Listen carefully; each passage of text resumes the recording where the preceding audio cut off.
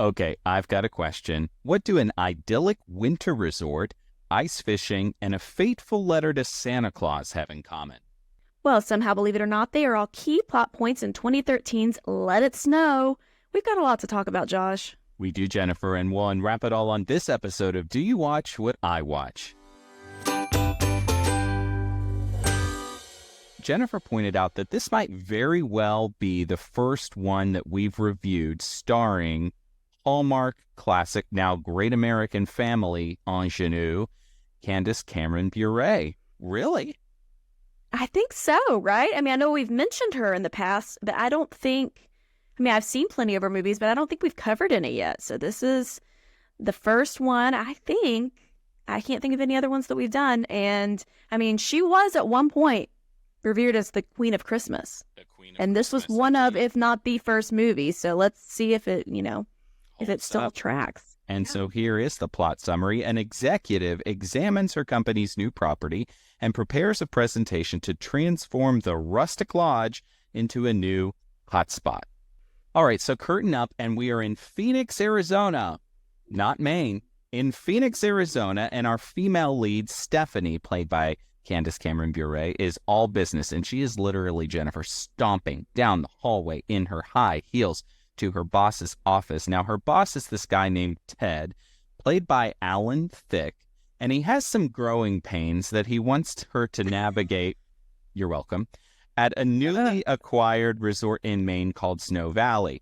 But bottom line here, he wants her to turn the sleepy mom-and-pop shop into a top destination for their swanky company. And she's got a week, apparently, just a week to come up with a winning plan. And we learn he isn't just her boss, he is also her dad. So there's clearly some history there because it is not the warmest of relationships between father and daughter, is it? No, and now that you mention Alan Thicke, he was the dad on Growing Pains, right? I mean, yes, but Kirk Cameron, Candace Cameron Bure's brother, was on Growing Pains. I wonder if that's how he got looped into this Hallmark universe, because I don't recall him being in any other movies. So maybe this was like a one-off thing. Could be. Also, Candace Cameron Bure, when she's stomping around her heels, are not just heels, those are Louis Vuitton red bottoms. Okay, so she's got some status. She's got some moolah, and yeah, she has a strived relationship with her father. So nothing says Christmas like that. Yeah, exactly. It is sort of the triple threat. Christmas spirit chimes meantime, and we are off to snowy Maine. So we see a guy jaunting down the mountains, skiing and zhuzhing and all this other sort of stuff. And we quickly learn that this is our male lead, and it's Jesse Hutch as Brady. It is literally a Christmas explosion at this place, but the sellers, Brady's parents here, are sad it's going to be their last Christmas at the resort. They apparently sold it to this company named Falcon. Falcon sounds very, very ominous, if you ask me. Big bad developer for show. Faux show. In fact, so big and so bad, the developer now shows up in a helicopter. Okay, Hallmark budget, I see you. And Stephanie stomps off in her, I'm sure, very expensive boots, only to be splashed by slush as she waits for her ride at the landing pad. Now, this is our meet cute, not cute, meet cute, I should say, because Stephanie is a mega jerk to Brady out of the gate. She is comically, however, slipping all over the place trying to get into the SUV because, of course, she is fish out of water. Brady's folks are trying to put their best foot forward for this BBD coming to town, but only for their customers' sake.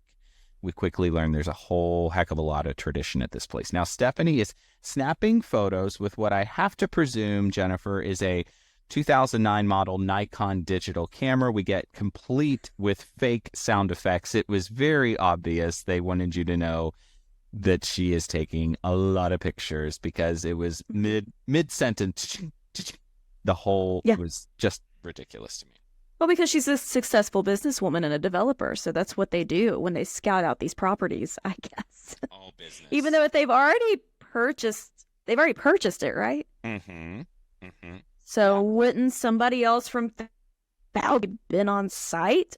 Or did you buy it sight unseen? I don't know. Well, presumably. Did that guy get fired? I don't know. I'm very confused. Might be, but she's got to come up with this plan. She's only got a week, so there's this time crunch for her, and she's not into the place. She's not into the decoration. She's not into the idea of a long winter or the welcome wagon that Brady's folks have rolled out. She only wants the data, the bottom line, and it is clear CCB is a BBD.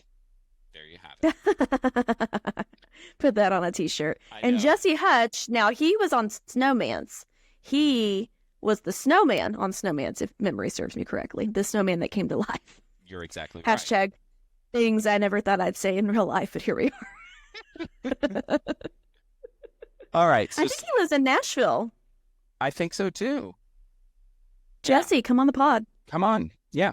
Anyway, Stephanie is settling into her room and she starts working when Brady's mom shows up with a sensible salad and some Christmas cookies. There's a hearty sing-along, meantime, happening in the lobby, and Stephanie is not amused by this display of Christmas cheer, and she starts on her PowerPoint presentation, which is subtitled Starting Fresh from the Ground Up. So it's clear they do not intend to keep any of the tradition that exists there. No.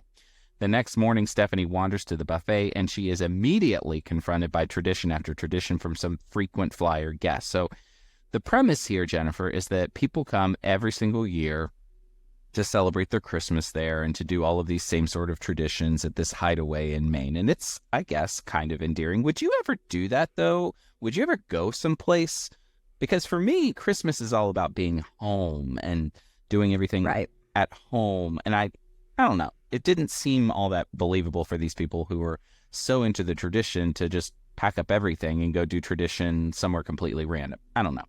It does seem odd. I mean, no, I agree. Christmas is home for me, home for the holidays. But that one older lady that was talking to Stephanie, like at the fire pit and whatnot, didn't she say that like she had come when she was little with her family? So maybe to her, this does remind her of those times. And I could see if that lady's like a single mom and she doesn't have much family wherever they live, maybe they do reconnect with these same families every year. And it is a tradition in that regard. Tradition can find you wherever, This is Christmas knows no zip code. That's true. Kind of a chosen family, I guess. thing. Yeah. But no, I would not do it. I don't want to have to travel. Like, we travel usually a week or two prior to see family, but we are actually home on Christmas because that's where Santa comes. So I don't want to have to, like, send in a change of address form or anything to Santa. Well, of course not. Yeah. Risky. Yeah. Anyway, she runs into Brady at the buffet. There's no gym at the resort, and that's apparently a big problem. She also has a long list of things she wants to see there, but Brady's dad is very insistent that they not use snowmobiles on the property. So Brady has to somehow teach Stephanie how to cross-country ski because, of course, that is the only option that we have here if it's not going to be snowmobile. And then... That was bonkers. I mean, like, what do we have against a snowmobile? I understand it's kind of modern technology, but not really. At least have a horse-drawn carriage then to take me around.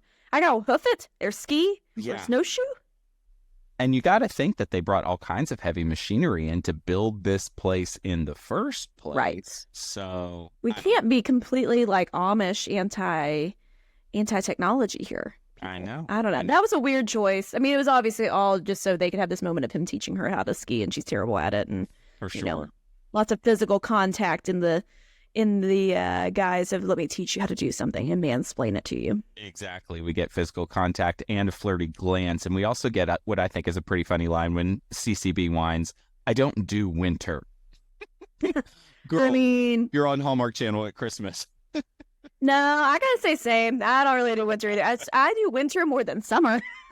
I said this week, I don't do summer. Unless I'm at the beach, not my thing. But you know, Stephanie's not a big winter gal. No, so she's not. What are you gonna do?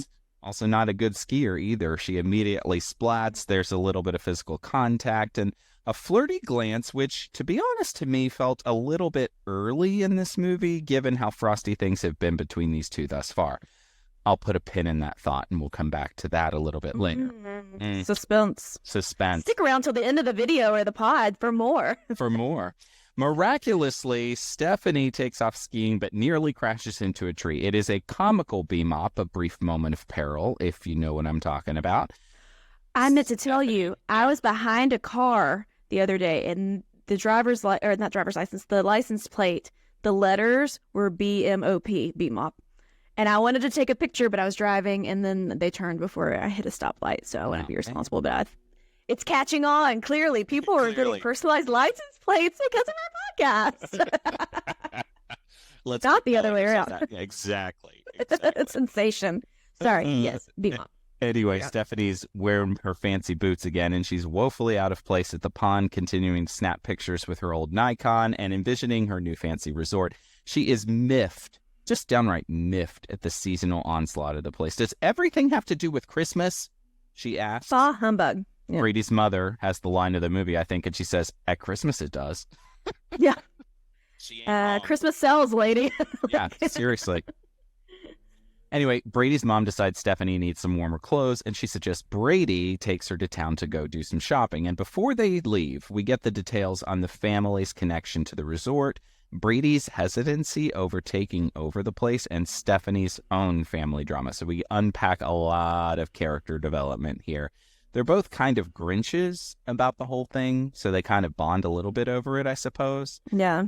She keeps taking snarky voice memos on her phone about everything that's wrong with the place, which makes me not like her a whole bunch. Even when she sort of smiles when Brady says she looks good in her new blue winter coat, which I didn't think was a good blue winter coat for her. I was like, just didn't do anything. It was just like it was a blue like puffer coat. It didn't seem like it was warm enough. I mean, I guess it was really lined with something because it still seemed pretty thin. If I'm going to be where she was, I would have I tried to find my big puffy coat.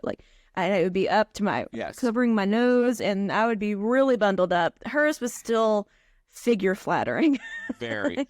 We can't have her walking around looking like a marshmallow or anything, I guess. And speaking of, you know what I was going to say I would pick? I would pick one of those parkas that the U.S. swimmers are wearing when they march out to the deck at the Olympics. Mm-hmm. They look very warm in those. Why do they wear the parkas? Well, I will tell you. Because I was a swimmer. I was a swimmer growing up. Oh. Yeah, so you wear the parka so that your muscles are staying kind of warm and loose and kind of feeling like you're ready to go. That's what my husband said, and I thought it was a good idea, but I didn't think he had heard that anywhere, so I thought it was a good hypothesis. But good to have it confirmed. Sidebar, drop a comment to us if you're watching the Olympics, because I'm Olympics obsessed right now. It's my favorite thing to do. I'm watching. I do not care about sports the other 300 and whatever days of the year. But when the Olympics come around, specifically the summer ones, I am all about it. I'm watching relays. I'm watching to and fro's, all the sports terms. I'm really into it. Yeah. And I get heartbroken when these people don't win. I know. Like that swimmer Dressel, was that his last name? He didn't get the gold like he was supposed to the other day. It was really a heartbreaker. I know. I will also tell you that I consider myself to be a patriotic person, but when the Olympics are on, I bleed red, white, and blue. Anyway, we're off topic, but let's get back. We'll post on socials. We'll do a little engagement. You guys can let us know what you're watching, Olympic style. Yes, please. Okay, carry on. Anyway, we're back at the lodge, and the guests are doing all of the traditions, namely decorating the big tree in the lobby. A guest has learned they are selling the resort, so the secret is starting to chitter-chatter among the folks here. Brady stands up to his dad, who is a little bit miffed that Brady is not super excited to take over the resort, and clearly there's some sort of resentment there that we need to resolve. Stephanie is off meantime businessing while Brady's mom stops by with an ornament for her. Also one of the zillion traditions that this place apparently has, and here comes another one. They wrap presents for the kids at the hospital. I mean, it is just at this point so saccharine, and it's just overkill. Yeah. And here comes another one. Stephanie jumps through the goofy hoops that are prescribed on a note about a Christmas St. Thomas tradition. It involves gymnastics, basically, spinning around, sleeping in the wrong direction on the bed, resulting in her supposedly dreaming about her future husband. This piece, Jennifer, was bonkers for me. It felt like it came straight out of left field and required her to do all of this sort of physical comedy bit. Of course, apparently the whole thing worked and she dreamt of Brady. So now we've got this sort of pressure that she thinks that St. Thomas has decided she's going to marry Brady. So here we go. Yeah, I didn't really understand the whole Feast of St. Thomas bit, but it did make me laugh. I like a little physical comedy. And I thought she did it well. I did too. I like seeing a sillier side of Candace Cameron Bure. Yeah. If there's all her different personalities throughout these movies that she usually does, I like the sillier sexy babe. I can see that. Still, she rebounds from all of that. She's bothered at breakfast, so she rebounds. She goes snowshoeing, okay, with Brady to see more of the property, which was not presented as an option earlier. Of course, we had to ski earlier. Now we get to snowshoe. Right, so we're turning the page. Have you ever been snowshoeing? No, never. No. I think I could snowshoe. What, you just walk on snow with the big rackets on your feet? That's what it sounds like, yeah. She's playful with Brady in a way that seems kind of a little bit out of character at this point in the movie. She comments on how quiet the place is, and he talks lovingly about fresh food from the pond. Okay.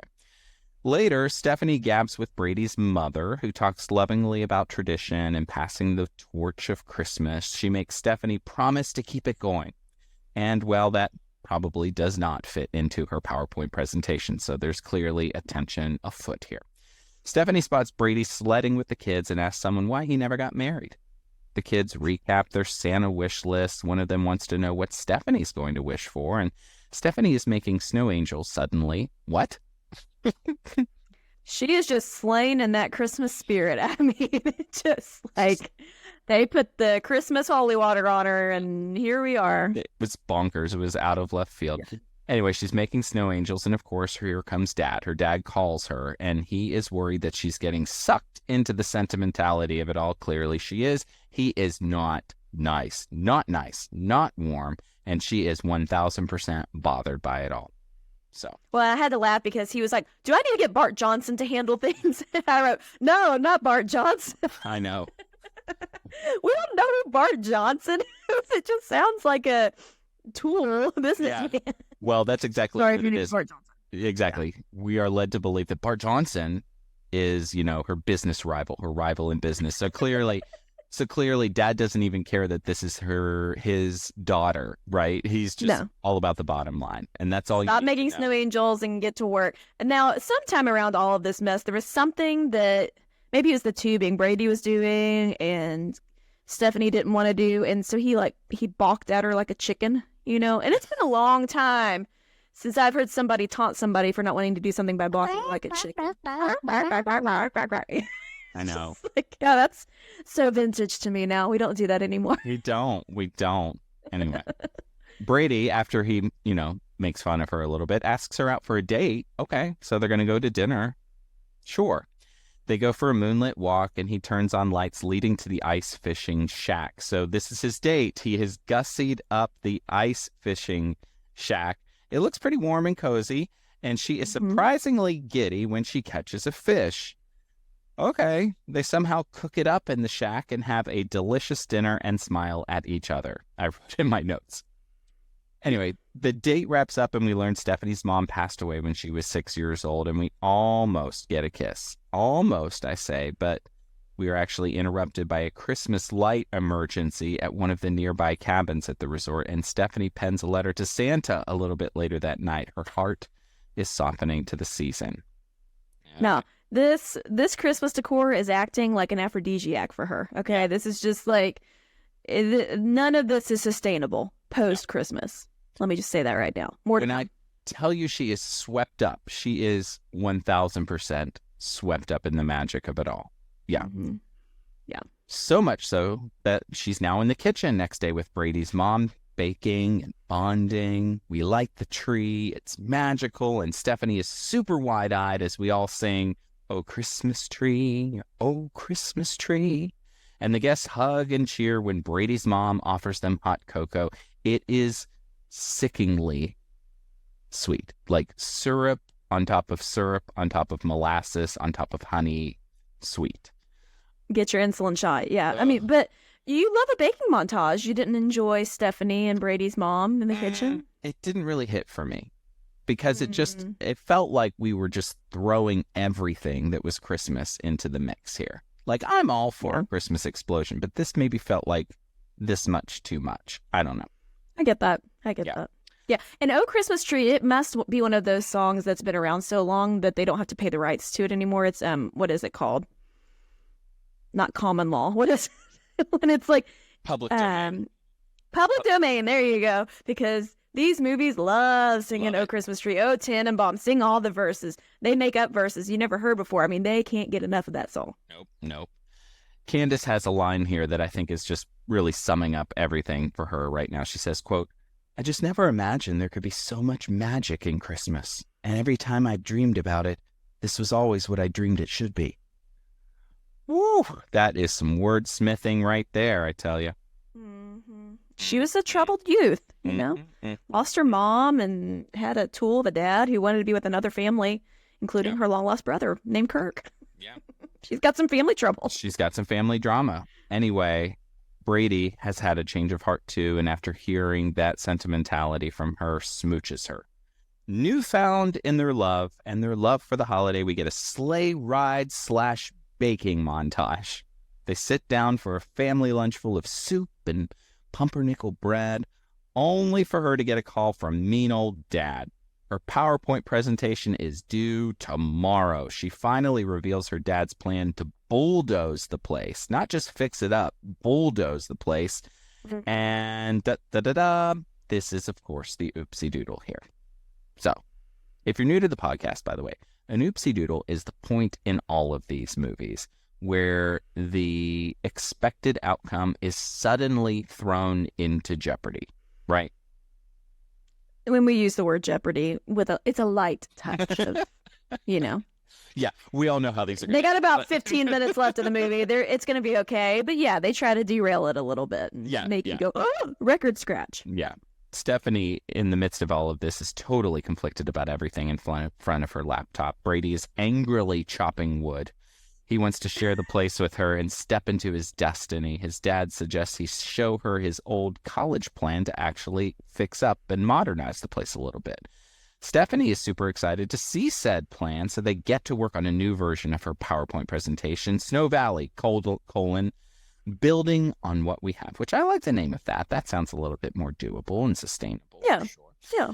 Well, and the place was not in disarray or anything. No. There's no reason to knock it down. You can add on to it. You can add the gym and the yoga studio and whatever, the shop. I loved earlier when they were in the shop and she was getting her blue puffer coat and she said to Brady, "We'll need a store on the property with our own line of winter clothing," while she was standing next to the shopkeeper who's just like, "Okay, you're going to put me out of business? Thanks, lady." Like, thanks.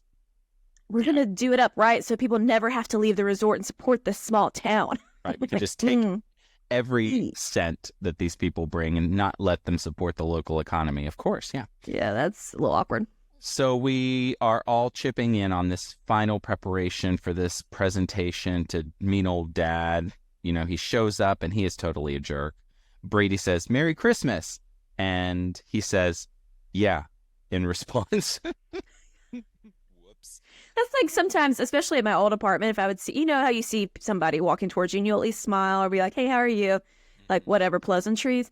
And I would say it to people like, "Oh, how are you?" If you're looking at me, I'm going to acknowledge you. And somebody once was like, "I'm well," and then just kept walking. Like, no courtesy. And you? They're like, "I don't really need to know how you are, but I was just trying to be nice." Yeah. Not just... That's this kind of guy. He gave me those vibes. I did laugh that all the family members were like trying to keep themselves busy while she was giving this presentation that took like seemingly 12 hours. And they're like, but they're just dying to know what's going on. So they're like, ugh, it was funny. Yeah, we get the passage of time. So they keep showing clocks, showing us just how long she is making this presentation and talking about her own heart change about the holiday and the whole 9 yards. And her dad calls it hogwash. They're after the dinks, he says. Dual income, no kids. Not tradition. He's a Grinch. And Stephanie leans into her argument and calls a spade a spade. Her dad fires her. What? Yeah. Just no family loyalty. You're done. Yeah. Like, literally, I was watching and I went, what? Like, okay. But, here we go. Brady's mom had slipped Stephanie's Christmas note to Santa Claus in the pocket of her dad's coat. Important here. So maybe there's hope. Now, we don't know what's in the letter, but presumably something that could, affect the outcome here. They pledge, because this is going to be the last Christmas at this place, apparently, before dad bulldozes the whole thing, to have the best Christmas ever. This is a huge setup, and in contrast, Stephanie's dad is having dinner by himself in an empty restaurant. It looks really just sad. It was a bummer. Yeah, it was really sad. Bummer. There's a Yeah. sweet sentimental moment and a granted wish to open a single present.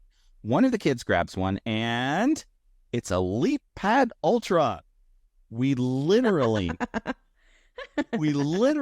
cut to Stephanie, who utters a very flat "cool" in response to this blatant product placement. Like, Jennifer, did you see this coming? I literally gasped. I was like, it was so funny. Bad. That is bad. Yeah, that's bad. And Stephanie, not a big kid gal, I don't think. I don't know if her and Brady have talked about kids yet, but I don't see kids in their future because every scene with her and kids, because there's this one kid who's like super jazzed about all the traditions and comes in and tells her everything she needs an hour, blah, blah, blah, and she's like, okay, just not really into it. Now, you would think since she grew up in a full house, she would be better with children, but I see what you did there.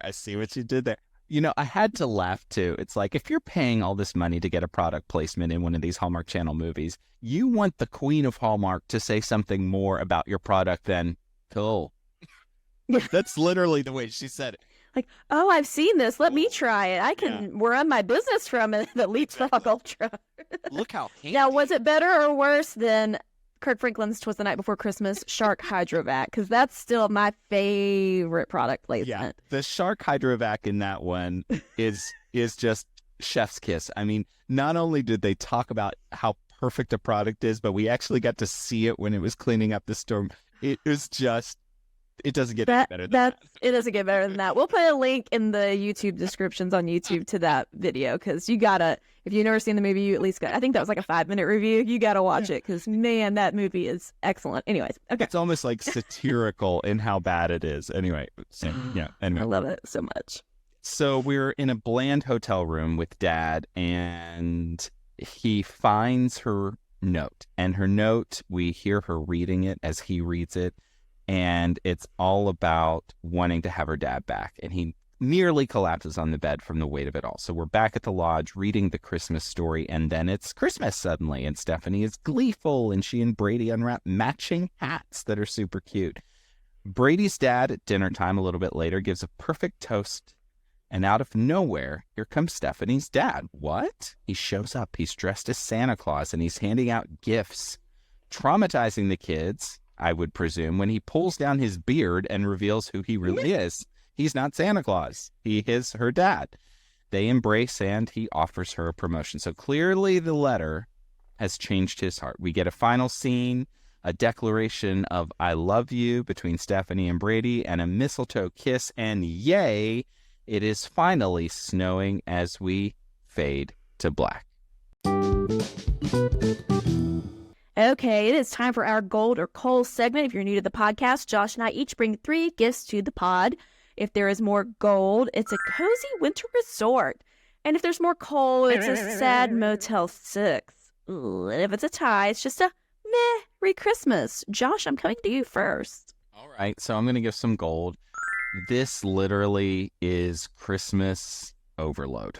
And I said, it might be this much too much, but I'm still giving it gold because they really went all out here. There were traditions, there were decorations, there were baking scenes and sleighs and all of the stuff. I mean, literally, if it had to do with Christmas, they gave it to you. And so I got to give them gold for the effort because they really jam-packed as much Christmas into this thing as they possibly could have.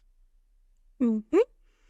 I will give some coal. These two have friend chemistry and friend chemistry only.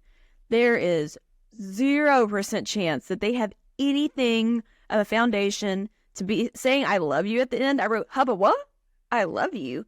Based on what? What, you both have what you perceive as bad upbringings, and now you like Christmas? Well, what happens January 1, when the Christmas lights come down? That's what I want to know. So I don't think this relationship will stand the test of time. I'm sorry. I got friend vibes. Cole. Yeah, I actually am also giving Cole for this relationship. It gave me more brother-sister vibes, honestly, Mm-hmm. In terms of the way they sort of played each other and that kind of thing. And I think the pacing of the relationship development was just all over the board. It was cold, and then it went really hot really quickly and then backed off of it. It didn't feel well developed at all. So yeah, and maybe I did think it was interesting that they had them get together before the last 2 seconds of the movie, maybe that's why they usually hold off, because then we got to see them after they were dating or what have you, and we found out it's just kind of like, what, not that much there. I don't know. Yeah. Okay. I will give gold. It's a classic tale as old as time with this movie, but it came out in 2013. That was pretty early in the Hallmark regime. It was a pioneer when it aired. So yes, they threw every trope at it, but at the time, I don't think those were really tropes as much as they are now. That was 11 years ago. So I will give it gold for being a pioneer, a Christmas pioneer. There you go. I'm going to give gold because I love a movie where we don't just have to see the main female character grow and come to a new realization, but also the guy has to. And then I like that there was this third element that the dad had to too. So it was like everybody had their work to do. And I love that kind of a thing that sort of speaks to everybody having to do something to improve. So gold for me. Yeah. Dad, you might have to pony up and buy a snowmobile. I'm sorry. Please. Good grief. What if somebody gets hurt on the slopes? How do they get to them? Unclear. It's a liability, if you ask me. Yeah. It's probably just a whole lot of snow corpses out there just rotting. All right. My last gift is gold. This is my favorite Candace Cameron Bure movie. I think it's the first one I saw of hers. I do think this and Christmas Under Wraps are my top two. For me, with her, it kind of went down the longer she was around. So I enjoyed her early movies. I think she does do the physical comedy bits, and I hated that her name was Stephanie in the movie because she's DJ Tanner forever and always, not Stephanie Tanner. Come on. Out of all the gin joints, out of all the names, you had to pick one of the Full House sisters' names? Jeez. Anyways, all that aside, it was gold for me. Great. So the bottom line here, final score 4-2. We liked this one. We're going to call it a cozy winter resort. The relationship for me isn't the main piece of this story. The relationship sort of comes second to the effort to save the tradition. And that's why I think I still like this at the end of the day, because it is a warm family, warm hug, and lots of good Christmas moments. So a good one. I think you could easily make a Christmas dessert or wrap presents too, I think. Yes. No, it's a classic for sure, and for good reason. So glad we watched it. I'd seen it before, but it had been a while. So glad to view it through the podcast lens, more of a critical eye, Exactly.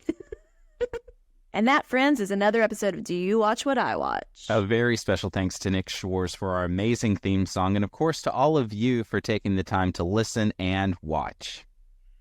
If you like our podcast, help us out. Go to doyouwatchwhatiwatch.com. See all of the ways you can connect with us. We love hearing from you. So give us a shout on Instagram, Twitter, Facebook, TikTok, sparingly, YouTube. Definitely. You can connect with us anywhere and everywhere. Next time, we are back with number 8 in our 12 Pods of Christmas series. We are covering the most wonderful time of the year. I have never seen it. Josh, have you ever seen it? Nope.